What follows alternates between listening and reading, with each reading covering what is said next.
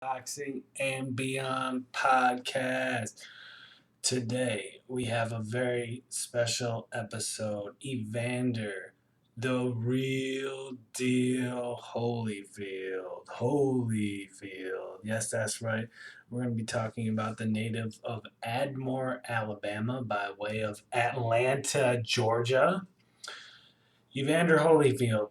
Wow. So when I started this podcast, we obviously call this the Characters of Boxing podcast. And, characters can be a double entendre because, we talk about a character who has a lot of cartoon kind of qualities. There's something that's like very colorful about them. That's maybe they appear on television shows, on movies, which actually Evander Holyfield fits all of those descriptions as he did a lot of acting and appeared on a lot of reality television shows.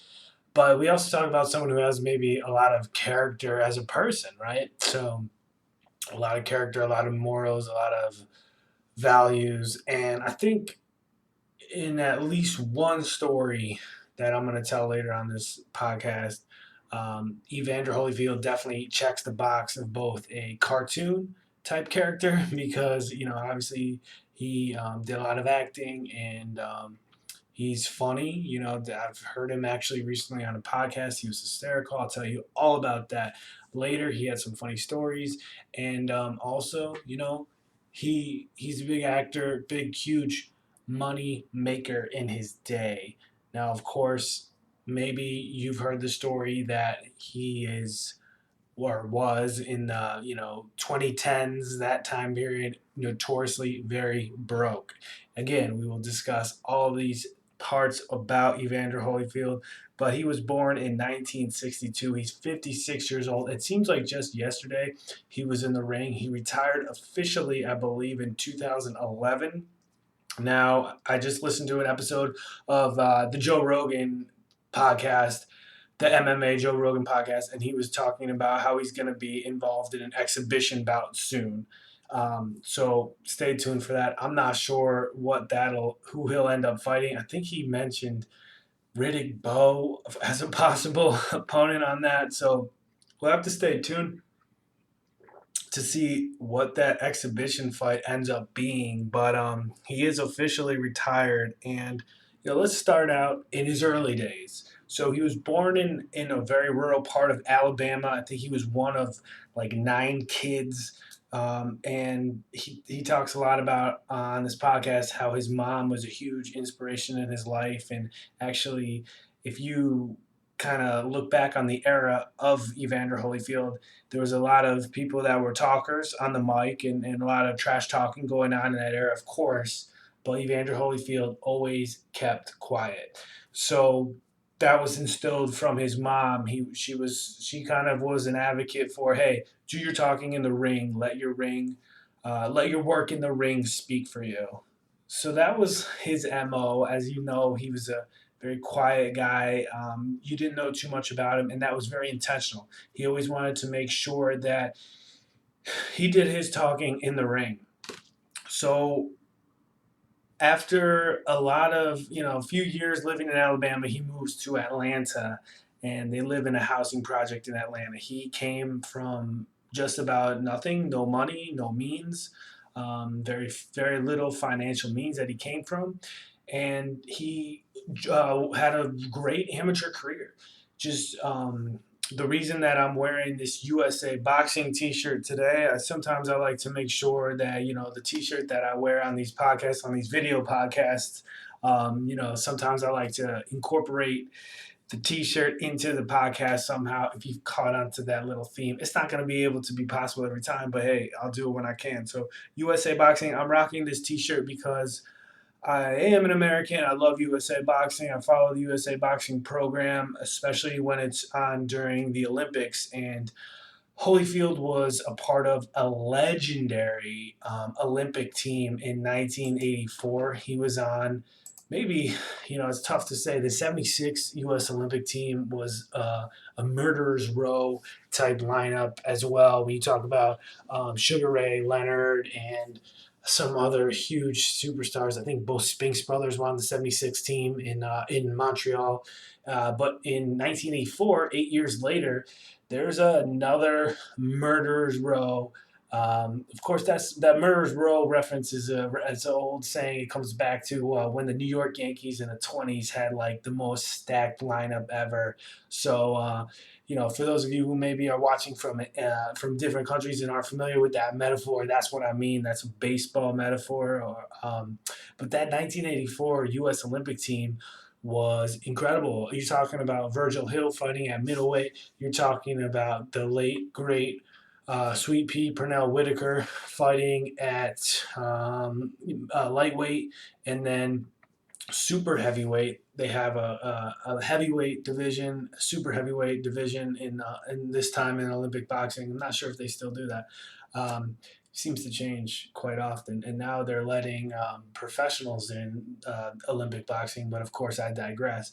But Tyrell Biggs was the super heavyweight, and Evander Holyfield fought at the light heavyweight. And Evander Holyfield took a bronze medal in the '84 games. I believe there was a controversial DQ involved in why he did not capture gold in the '84 Olympiad, which took place in Los Angeles, California. And LA will be hosting the Olympics yet again. I can't remember the exact year, but that's coming up, and I'm sure construction is underway for the new facilities in Los Angeles. So Evander Holyfield takes bronze at the '84 Olympiad, and I will mention that Tyrell Biggs, who was uh, he's a native of Philadelphia, Pennsylvania. He fought and won gold in those '84 Olympics, and he is notable for losing the heavyweight. I don't know, he had a great career. Let's not say this is the only thing he's known for. But one thing I found interesting about Tyrell Biggs' career is he actually fought in what I read was the last heavyweight championship fight to go 15 rounds. So that's pretty crazy trivia. However, to add even more to that, he ended up losing that last heavyweight championship bout to go 15 rounds to Iron Mike Tyson. And I believe that was in 1987. And yeah, Mike Tyson ended up picking up like three different belts in that fight. You're talking about an era, the late '80s, early '90s, certainly when Evander Holyfield was coming into his prime, when boxing was changing in many different ways. Kid History, that's my nickname. I'm gonna bring you some history now. So in the late '80s, early '90s, there was two kind of things that stand out in my opinion when I look back on this time period in boxing. The first is the proliferation of the alphabet soup organizations. So you're seeing a lot of these WBAs, WBCs.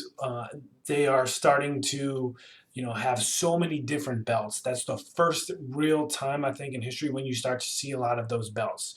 So that's a big factor that'll come up later in Holyfield's story, as we'll get to. And the other factor is pay per view money is exploding. So pay per view in the '90s was, that was the way you consumed boxing. Now, the common boxing fan, that was not something that appealed to them because now you had to pay for individual fights, whereas before you were paying for, maybe a cable television package or a satellite television package in the '80s that was it was pricey, but you got every fight. And now you had to buy individual fights, and that would make sure that Evander Holyfield's career earnings was like unlike any other fighter. I think. I mean, I'm guessing just because of how many times he was on pay per view in this era. Holyfield had to be in his day the biggest moneymaker, maybe in like the history of boxing, given the fact that the media was changing and the business model of boxing was changing. So those two factors are really big at this time: the proliferation of the alphabet soup organizations and the pay-per-view boxing coming into full stride. And I don't want to jump too far ahead, but Evander Holyfield is, I think, the only heavyweight champion of all time to get the belt, to get the heavyweight championship belt. I want to say he got it like 5 times. All right. You can go back and double check this, but I want to say Evander Holyfield won the heavyweight championship title the most times, more than Muhammad Ali. And you might want to, I'm not going to say put an asterisk next to that distinction, but there is, the truth of the matter is there was a lot of belts to be won at this time because of all the alphabet soup organizations that were sprouting up. So that factor in boxing history really played into, Holyfield going down in history as winning the heavyweight championship belt more times than any other fighter in history. The second huge part is all that money he made. And as you might know, as you might have read in some news stories, around the time period of like 2007, 2008, 2009, going back 10 and 11 years ago, Holyfield was running into some very substantial financial issues. And we've seen it a lot of times in entertainment, and we've seen it a lot of times in sports that, people who earn a lot of money blow a lot of money. They find a way to spend that money. And Holyfield certainly did spend his fair share of money because I want to mention, and before we will talk about Holyfield's fighting career because there is some fun stuff in there, but I do want to talk about his house. Was bought, he bought it for, he claims on this Joe Rogan podcast, he claims he bought it for 20 million, ended up losing it at auction for 5 million in the 2008 period. This house is 54,000 square feet. It's an absolute mansion, and at the time, I'm not sure, it might still be, it was the largest residence in the state of Georgia, in the United States state of Georgia, which is a pretty large state here in the U.S. And it had, I think, at the time, again, you can fact check all this stuff, but it might not have been the largest residential pool in the United States, but it was like ranked in like the top five. His house was the largest at one time, at least. I read this. His house was the largest house in the state of Georgia, the largest residential home in the state of Georgia, and it had like the top five, maybe even the number one largest pool, by measured by gallons, in of any home in the United States. So Holyfield was spending that pay-per-view money, and he he talks about it now very openly, very candidly. I very much encourage you to go back to some of the source material I'm talking about in this podcast and check out that MMA episode. It's called an MMA special MMA episode of the Joe Rogan podcast. Even though Holyfield wasn't an MMA fighter, it's just branded that way. And Holyfield is open about it, and in fact, he's got a very good attitude about that whole situation. Yes, he did lose, according to him, $15 million on the house, but he's got a good attitude about it. He's not going to hide from talking about it. I think he mentioned that it was a mistake that he made in his youth, and he came from nothing. He came from very strong poverty, and this was just something that at the time he felt he needed in his life.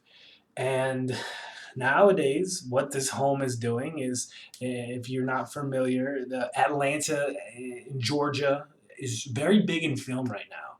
A lot of movies, a lot of television shows are being filmed in the state of Georgia right now. Financial incentives, whatever it may be. It's a hot time to be filming things for Hollywood in Georgia. So his house, that beautiful mansion, not only is it, it has all that history with Evander Holyfield, but it's actually going to be starring in an upcoming motion picture, a new movie coming out. I think Eddie Murphy is going to be in it, and Arsenio Hall is going to be in it. Coming to America 2. So if you've never seen the movie Coming to America, it's from the 80s. It's a classic, absolute classic. One of my favorite movies ever. Check it out. Coming to America 2, the sequel. Eddie Murphy will be in it, from what I was hearing on this podcast, and that's going to be shot and filmed at Evander Holyfield's house, old house. And who bought his home in Atlanta? So Rick Ross, the rapper Rick Ross, famously Rick Ross to me, he raps about Miami and the 305, but he actually owns at least I think he still does. Yeah, Rick Ross, the rapper, still owns the house, and they still call it Evander Holyfield's house out of respect. And Holyfield's, I think, friendly with Rick Ross, and Holyfield still comes over there, and they all hang out. Eddie Murphy, a legendarily famous boxing fan. So I don't know if they said it, but I wouldn't be surprised if Eddie Murphy and Evander Holyfield are friends. And this is funny because it reminds me of something that it involves Mike Tyson's career. A very similar story is Mike Tyson had a house in Connecticut that was, I'm pretty sure it's in Connecticut near Hartford. And although he did own another mansion in New Jersey, Mike Tyson, who obviously we all know his spending habits. They're well documented in that time period. But, anyways, Mike Tyson's house was bought by the rapper 50 Cent. So, a rapper buys Holyfield's, I think it was foreclosed. His mansion was foreclosed. And a rapper buys Mike Tyson's old mansion. And I think 50 might still own that house. I'm not sure. Look all that up, but this is all true stuff, and it's all kind of paralleling each other. It's really super interesting. Washington Mutual closed on that house, the old bank that actually went under during the 2008 recession as well.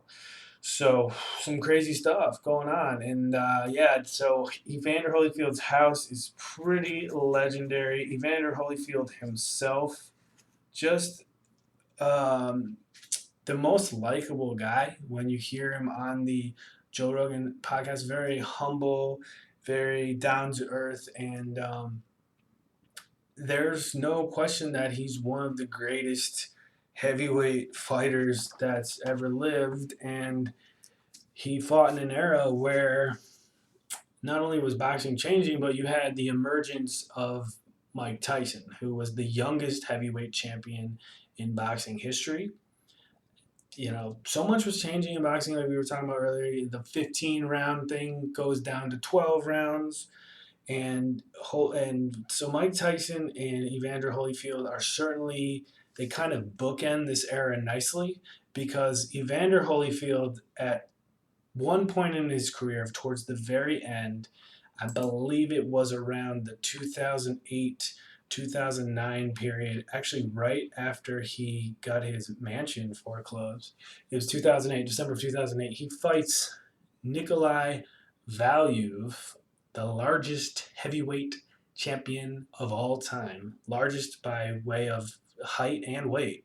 He was called the Russian Giant, Nikolai Valuev. Didn't fight very long ago. About 10 years ago, he retired after losing to David Haye. I'm sure all my UK contingent out there know who Nikolai Valuev is, because he fought David Haye for the WBA heavyweight title, and Haye won the WBA heavyweight title. One of the most popular British heavyweights, I think, was David Haye. Another character, big character guy, big personality, David Haye. So Nikolai Valuev fights Evander Holyfield in 2008, and if Holyfield would have won this fight, he would have became the oldest heavyweight champion of all time. It would have surpassed George Foreman, who was 45 or so when he beat Michael Moore for the title in the early 90s, mid 90s. So, controversial decision.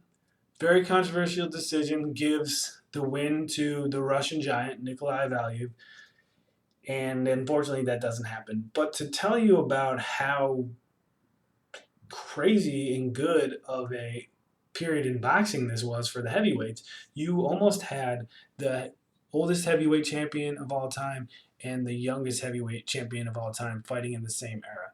Now, of course, a contrarian and a pessimistic type person might point to the fact that, or someone who's being objective and just points it out, there was so many alphabet soup governing bodies representing the titles at that time, so it was watered down. These are all great arguments. And there's no right answers to them, but they do make for great debates when you're with your friends, when you're with your buddies, and they know boxing, and you know boxing, and you can argue those points in a fun, recreational atmosphere. Isn't that what life's all about? Great discussions with friends? I think so. So, going into Holyfield's career now, we talked about his amateur background. We talked about his mansion and some of that era of boxing and all the money that was to be made, and the fact that the 15 rounders go back to 12 rounds. I do want to talk about this sequentially. So we do want to talk. I want to discuss some of these major fights that Holyfield had, and of course, I think it was significant that he was fighting on pay per view more times than he won. 12 point, according to Wikipedia here, 12.1 million pay per view buys. Not dollars, pay per view buys. That's how many fights, that's how many people bought his fights on pay per view. 12.1 million. So each buy might have been like $40, say $40. Do the math. That's an insane amount of revenue that Evander Holyfield generated. And sadly, he lost it all with bad financial decisions. You see him on shows like Dancing with the Stars and reality television now, but in his day, he was also a pretty significant actor. And let's get into his acting career in just a second. I want to run through some of his notable fights. For those of you who may remember, he fought James Buster Douglas in 1990. That was his first ever fight on pay per view. Of course, he fought George Foreman in 1991 in Atlantic City. I've seen that fight in its entirety. I used to air on a television channel that we have in the United States called ESPN Classic. They used to show old fights all the time. In fact, I believe ESPN bought at one point Cus D'Amato's, who is a legendary trainer of boxers and had a insane collection of old fights on videotape. I don't know if they were on videotape, on film maybe. And ESPN bought them all at one point for a lot of money. He had like the rarest correct collection of boxing fights in the world. So there used to be a lot of boxing airing on ESPN Classic, this television channel. So I've seen Holyfield versus Foreman. That is when Holyfield is an absolute monster in terms of bodybuilding and weightlifting. You have never seen a heavyweight champion with this much muscle mass. I've never seen it. It was new to boxing at the time. There was never really someone that weightlifted as much as Evander Holyfield. Weightlifting was thought to be something, and putting on muscle mass was thought to be something that will slow you down in the ring, hurt your flexibility, etc., etc. Holyfield had some good nutrition and science, and had some of the best, sports medicine and exercise physiology minds of the day working with him to make sure that his bodybuilding and his dieting was being balanced out with proper flexibility. Now, there's also been, I'm not breaking any news here, there's been PED allegations that have surrounded Holyfield throughout his career. So again, no, I'm not going to dive into that with the evidence, and I'm not doing a breaking, news story here. I'm just talking about characters. I'm not. I don't know enough about the PED evidence if he really did do it or not, but let's take that into consideration as well. It needs to be added to this entire story of Evander Holyfield. There was always performance enhancing drug allegations of the anabolic steroid use or the HGH, and so that is something to also note. But he was the most in shape, muscle bound heavyweight you've ever seen, and this was a new thing that he had brought to heavyweight championship fighting, because this era, the 80s, 90s, it was no longer just like, meat and potatoes and run run hills. It was like there was a lot of science and a lot of minds and people of sports nutrition that were studying this stuff day and night, and full time jobs were to make sure athletes like Holyfield were doing everything they needed to do from a physical standpoint. So that was a new time. That was a new thing in sports. You talk about guys like Babe Ruth in baseball who did it all on hot dogs and beer, who hit home runs on hot dogs and beer, right? So and even in the 70s, there's a great Twitter account like classic 70s sports or something. You just see guys in the 70s playing baseball or whatever sport. They don't look like pro athletes. And a lot of times that was because they weren't making as much money and there was not that incentive to dedicate 365 days a year to your craft, to your sport. So this 80s, 90s, again, I'm trying to be kid history. I'm trying to put a historical perspective on everything. And this was kind of becoming the first time that sports medicine and all the exercise physiology and all that science was being really brought and taken serious by a lot of athletes. I'm sure there was outliers before as well. But in the 80s and the early 90s, it seemed to be the proliferation of all of that. And Holyfield was also a very smaller fighter. I think he stepped up from cruiserweight or light heavyweight. He was only 6'2", 6'2", which isn't that tall. I mean, my goodness, this day and age in heavyweight fighting, you got Tyson Furies and guys like Anthony Joshua who are absolute huge. This is a huge era, and Holyfield was one of the smaller fighters in the history of heavyweight championship boxing, and he was also one of the most successful fighters in heavyweight championship fighting. And it was kind of ironic that he almost became the oldest heavyweight champion in history by beating the largest heavyweight champion in history, and that, of course, is Nikolai Valuev, who we discussed earlier. So Holyfield has, after fighting Douglas on pay per view in October of 1990, that is a fight, Buster Douglas, that he did win. He KO'd Buster Douglas, and that was huge because he ended up winning 3 different heavyweight titles in that belt, including the lineal heavyweight championship belt that Tyson Fury currently holds. And what was notable about that fight was Buster Douglas was coming off his win against Iron Mike Tyson, which of course was one of the biggest heavyweight championship fights ever, one of the biggest upsets ever. So Holyfield kind of ruined that party real quick for Buster Douglas by beating him in 3 rounds, KO in the third, and then Holyfield will kind of be on top of the world. And in this 1990-1991 era, the biggest question in boxing, and of course we know, as boxing fans, we know what it's like when two of the greatest in the sport won't fight each other. Pick any number of scenarios right now. And Mike Tyson and Evander Holyfield they were supposed to fight in 1991.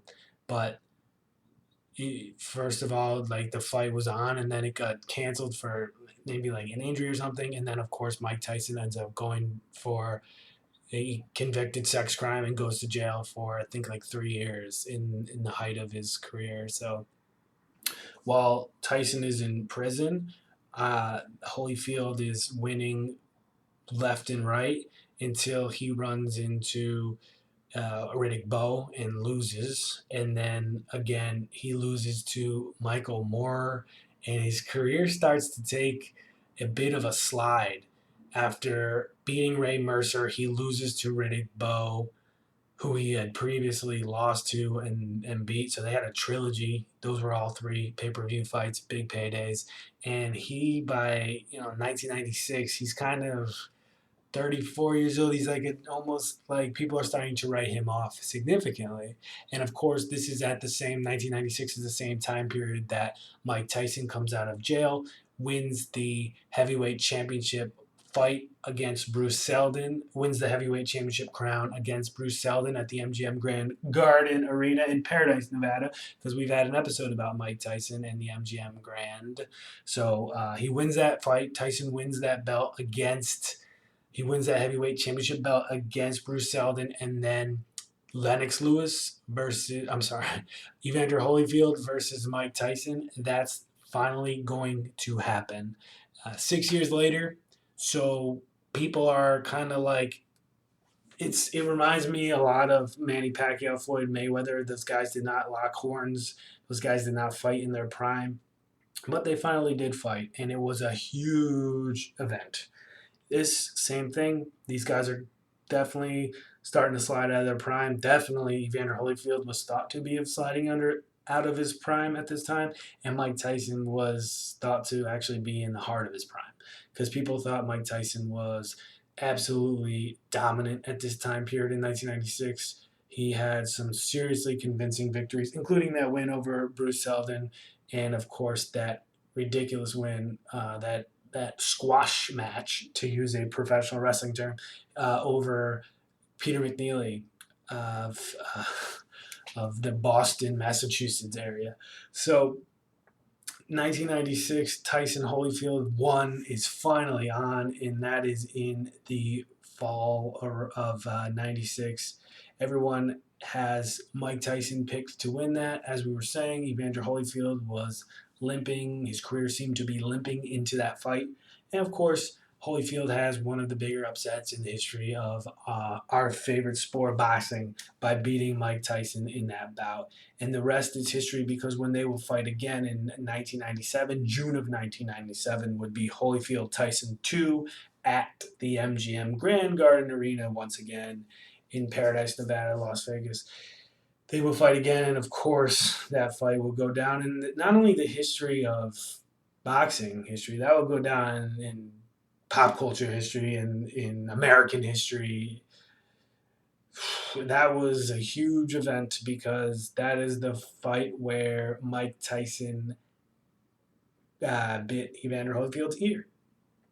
And there's a fun, not fun story, but there's a, I think, a beautiful story about Mike Tyson and Evander Holyfield after that fight.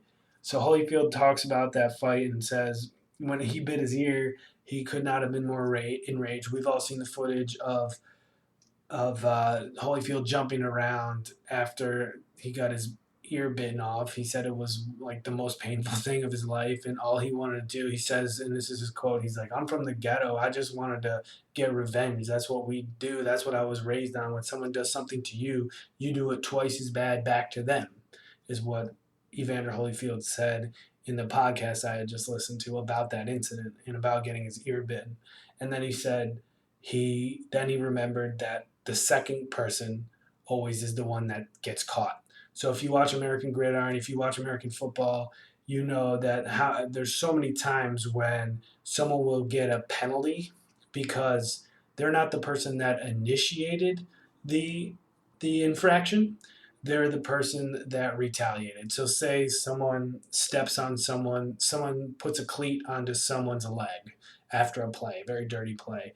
The person who pushes the other person is usually the person, the victim who got cleated, pushes the assailant who stepped on the person's leg with the cleat, and the person that pushes the original assailant is the one that gets the flag, the 15-yard penalty for an unsportsmanlike conduct. So Evander Holyfield said that thought entered his mind that he knows if he retaliated, he was going to be the one that got in trouble. But we all know what happened. It was one of the worst scenes in the history of boxing. Mike Tyson gets banned from the sport for a full year.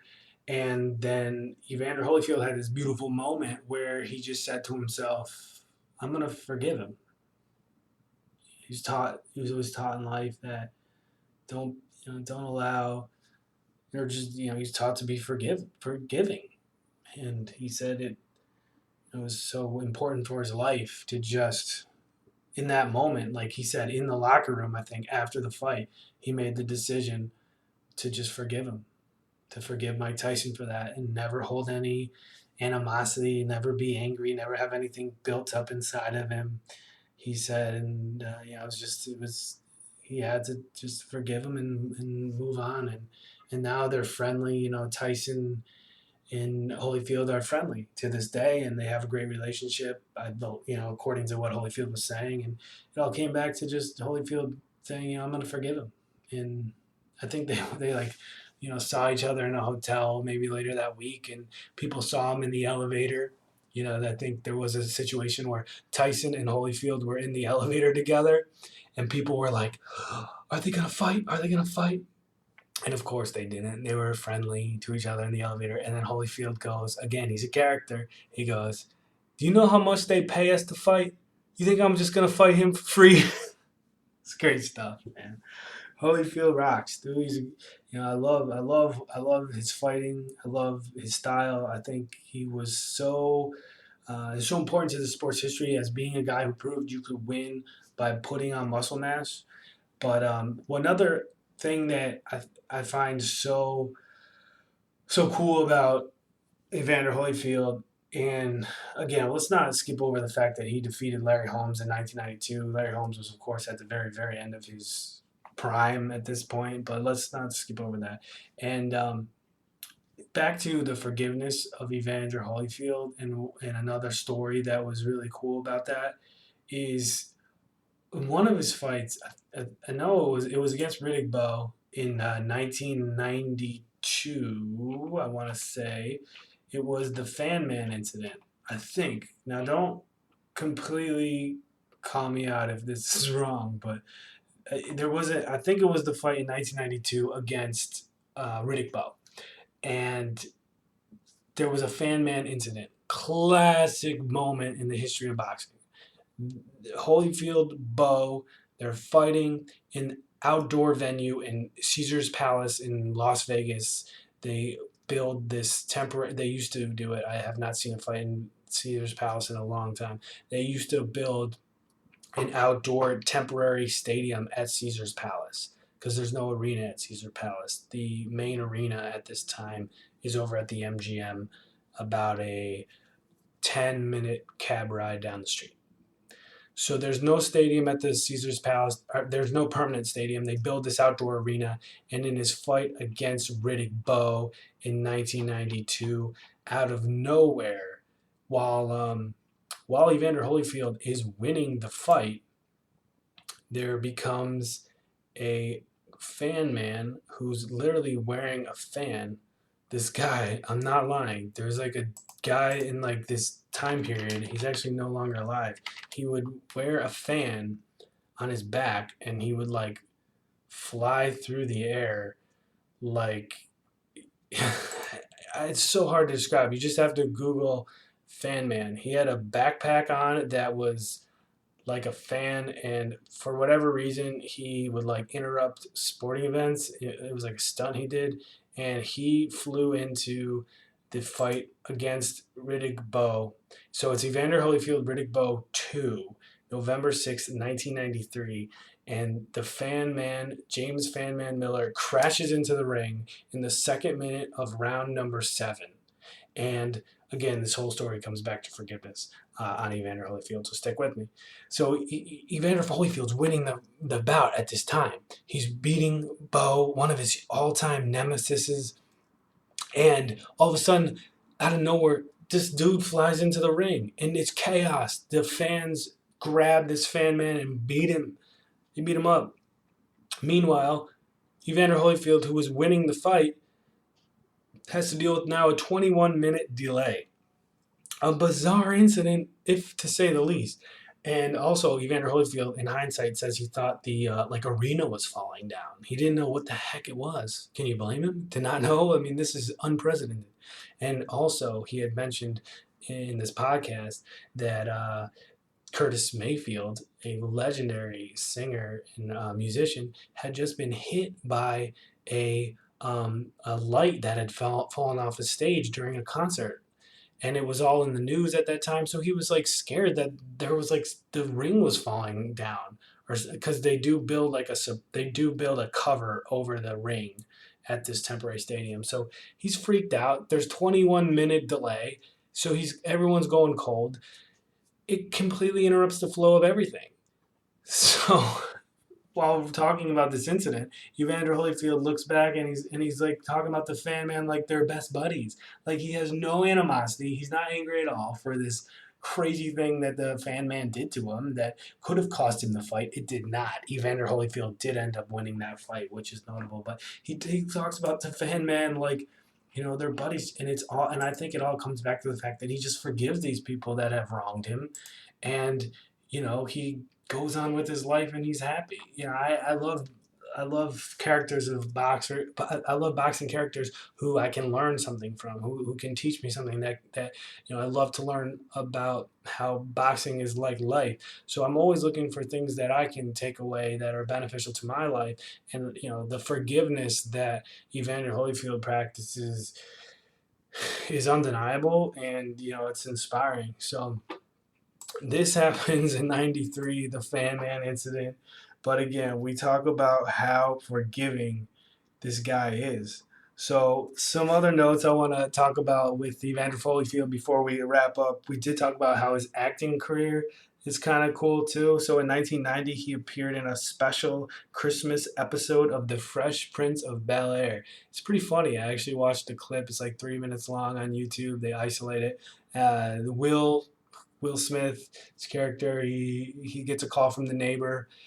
The neighbor's complaining about something, and Will Smith's talking trash back to him in this clip, and he goes, "Yeah, yeah." He's like, "Come over here if you don't like it." And of course, uh, he doesn't know it, but his neighbor is Evander Holyfield, the undisputed champion of the world, and it's just a funny thing. It just teaches you never talk trash to anybody over the phone and invite them over to your house because it could be Evander Holyfield, right? So, Fresh Prince of Bel Air, he's a huge character appearing on that, and also he's in a few movies and stuff. I mean, nothing else really jumped out at me about Evander Holyfield. His acting career, there wasn't really any other big time blockbusters that I was really familiar with or had seen or that I cared to comment about. But I really enjoyed him appearing on the Fresh Prince of Bel Air. And so, some other final notes on Evander, the real deal Holyfield. He has a connection, obviously, to modern boxing because he fought not that long ago, and he actually sparred with Andy Ruiz Jr. And it's kind of a famous clip. I saw it on Twitter. It had like a lot of views, and so Evander Holyfield and Andy Ruiz Jr. definitely sparred in like 2011 or something when Holyfield was wrapping up his career, and Ruiz Jr. was kind of just starting his career out, at least as a professional. And he, like, it's a pretty famous clip, and Evander Holyfield says on this podcast I was listening to him on that he's like Andy Ruiz Jr. He knew after that fight after sparring with Andy Ruiz Jr. He was like, "Thank God I'm retired and I don't have to fight Andy Ruiz Jr." So that's high praise. Evander, the real deal Holyfield, even as he aged, was never scared of anyone. But he said that sparring with Andy Ruiz Jr. was like absolutely scary because of how talented Andy Ruiz is. And of course, we know what Andy Ruiz did to AJ, and Andy Ruiz Jr. throws lethal combinations and has an incredible chin. And who knows what's going to happen in AJ versus Andy Ruiz Jr. too. And also, Evander, the real deal Holyfield, has a son named Elijah who is on the Carolina Panthers practice squad. He played football at Georgia, which is one of the best college football programs going right now. And yeah, his son is a running back, I believe, and he's signed to the Carolina Panthers practice squad. He went undrafted this past draft in the 2019 NFL draft. Evander Holyfield, I know we didn't talk too much about the nuts and bolts of his career, focusing more on his character and all the fun stories that surround his life and career and some of the not so fun stories, obviously. But hey, this was really great. If you guys want to watch more episodes of the Characters of Boxing podcast, you can, of course, check us out, clearcontender.com/podcast. Check me out on Twitter at Clear Contender. Folks, it's been another fun episode of the Characters of Boxing podcast. Peace.